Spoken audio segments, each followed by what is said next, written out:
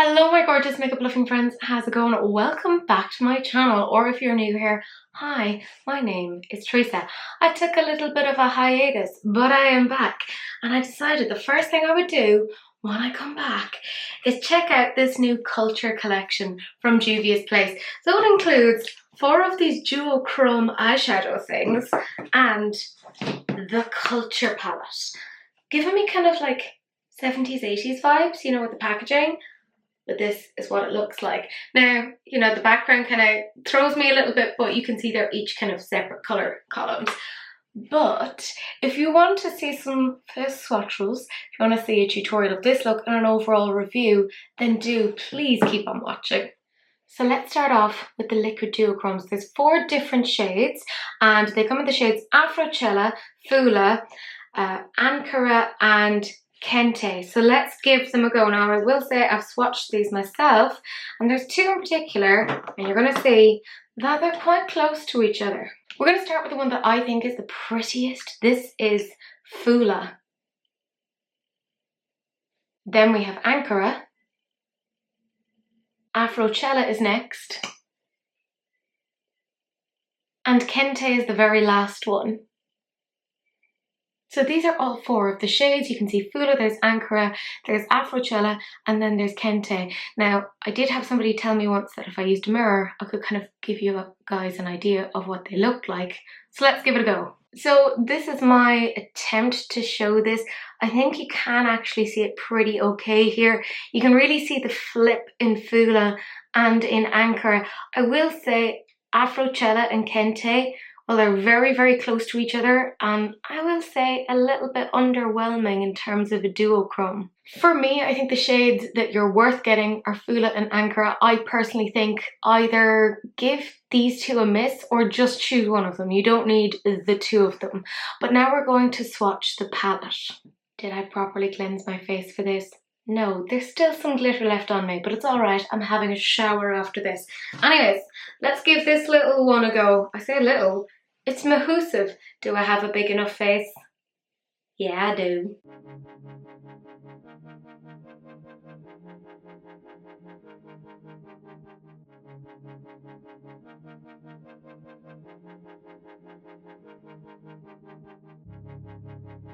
But yeah, that's it. I mean, I think it's a nice colour story, isn't it? I mean, you can see there's a duochrome there, there's a pressed glitter, there's another duochrome in there as well. I think it's like somewhere around here. Who knows? The face is big. You have a little look. That green, it's the thing that dreams are made out of. I think these purples are quite nice as well. All in all, quite an interesting colour story. Probably not quite the depth that I would like, but definitely a lot that you can do with it. And that is what we're doing next. So keep an eye out for the tutorial.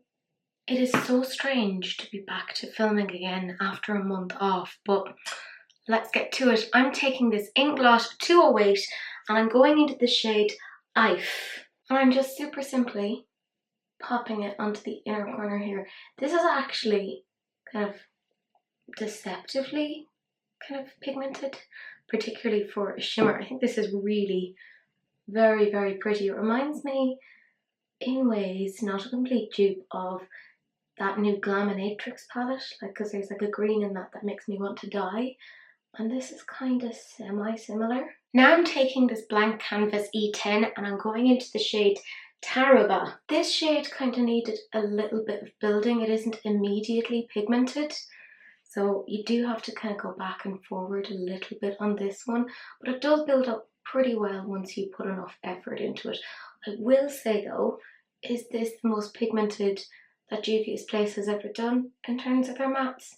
No, not really. I'm not as wowed as I would generally be. Going back in with the Inglot 208 and I'm going into Ife again and just kind of bringing that up a little bit further to get the 2 to mesh. Although obviously because they're the same colour story, it's quite easily done.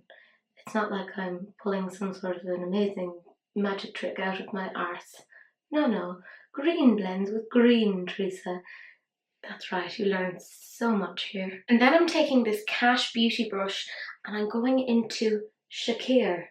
Shakira. No, not quite. And I'm just popping that right next to the green and actually kind of smacking it into it.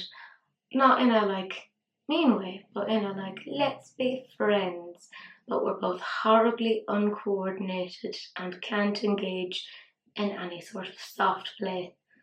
So it's a really specific example.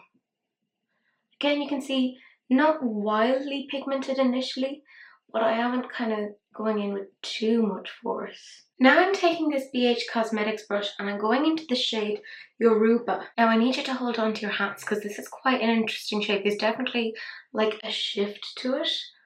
Ugh, I love this. There's like a bluey, browny, purpley shift. And I just think that is so pretty. Again, it's super, super pigmented. So I think in this palette, like shimmers are kind of formulated a little bit better than the mattes. I did a very quick cut crease, so now I'm just taking the Zoeva 238 and I'm going into the shade Kobo. And this is where I retract my previous statement about the mattes not really packing a punch, because look at this. Wha-bam! Like that turned up. That's pretty darn nice. And I mean, I'm not going to say I'm a sucker for a hot pink, but like, I appreciate its beauty, you know? And yes, I do know it's a bit messy there, but sure, look, I can barely see what I'm doing. It's an absolute miracle I'm here at all. I'm taking this blank canvas EO3 and I'm going into Effique. Now, I will say I was a little bit disappointed with this. It didn't quite give me the like wow factor I was really looking for. Like, I know it is quite a light coloured shimmer, but it kind of struggles to kind of show up, which is a bit of a pity. And then I'm just taking a blank canvas E10, it's dry, and I'm just going to swish it back and forth here in the hopes that they will somewhat merge. But I'll be honest, this shimmer didn't really want to play ball, but in the name of attempting to keep something like relatively equal, I had to do this to this eye as well as the other eye. I'm taking a Zoeva 238 again and I'm going into Ecowas. Now this is a lighter tone of purple, but I think it blends really nicely with that kind of like very vibrant pink. And this is again where we're back into the general territory of Juvia's doing a darn good colourful matte. Like that turns up pretty well. And I didn't have much of an issue in terms of blending either. I was quite happy with that. You can probably see at this point that there's a little bit of fallout, but it's nothing major. So like, you know, I mean, I personally like doing my eyes first, then base, but it may be something to consider. I'm taking this Morphe M562 and I'm just going to quickly smush around here. Because again, you can see the two of these do blend very, very well together. Like there's no major issue here. Again, this is kind of what I would expect from Juvia's. I mean, you left me unsupervised, so I obviously ended up playing with sellotape. I have the Zoeva 238, and now I'm going into Edo. Now, this is a very like a blue-toned purple, like more of a blurple. And I will say, anytime I've ever like gotten this shade from like a brand, it's always kind of been a bit hit or miss. Like sometimes it's very difficult for them to get the pigmentation. I will say the pigmentation is there, it's just a little bit patchy, which I don't know about you, that's not the life I like leading, you know? I'm now taking this Melt Mescla brush and I'm going into Edo again, and we're just going to attempt to blend a little bit further and add a little bit more colour. Now, is this the absolute worst matte I've ever come across? No, it's not the worst thing that's even happened this year. Is it amazing? No. Like you can see there's definitely like kind of some issues with getting the pigmentation.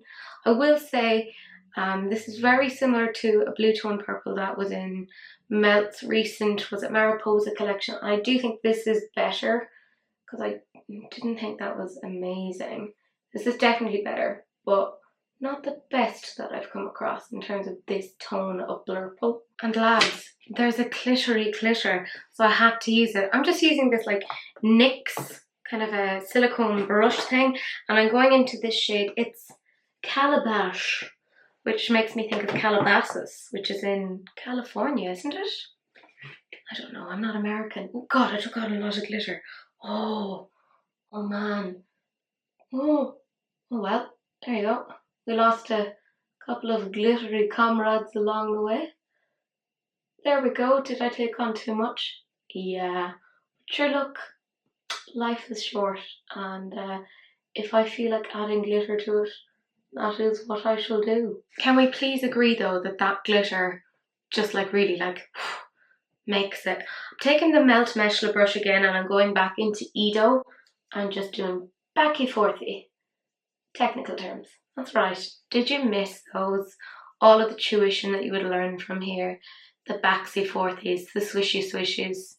Oh, such knowledge. Such class. And then I took this Zoeva like petite fan brush and I went into Katanga. And I can't figure out what this reminds me of, but I feel like I have a shade quite similar to this. Which isn't surprising, because like I have a frightening amount of makeup, but still, look at that, isn't that nice? And I'm kind of bringing it between the two shades. I know, effing up that cut crease, but your look. It is what it is, life is short. Don't you be getting annoyed with me. And lads, you know I had to get like the Duochrome eyeshadows. I'm of course using them as liquid liners. Like look at these. Like they're fabulous. And I just know the camera is not picking them up in the best way. But you're just gonna have to trust me on this. I have this Shein liner brush and I'm going into the shade Fula, which looks like this. And I thought that because like it looks like it's light that it wouldn't pack a lot of a punch, but look. Ugh, how dare you. This is just pigmented perfection. Like I love this. And then I'm just using another Shein liner brush and I'm going into the shade Ankara, which I thought would be like really opaque, but kind of wasn't quite as wowed by this as I was by the other shade.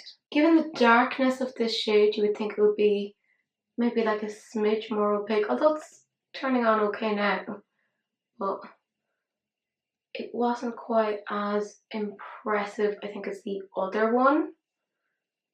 Again, not bad, like I'm not like whinging about it. But yeah, that's it. I'm gonna go finish off the rest of my face and film or, and I will eventually come back.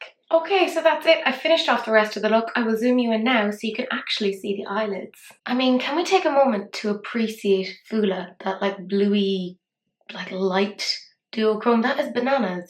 That's so good. And then again, you can kind of see it a little bit better there. I will say I wasn't wildly impressed with Ankara. It's not awful, but probably just because I tried Fula first, I'm like, oh sweet merciful Zeus. Yeah. Okay, so that leads us to the review. I'm going to start off first with the duochromes.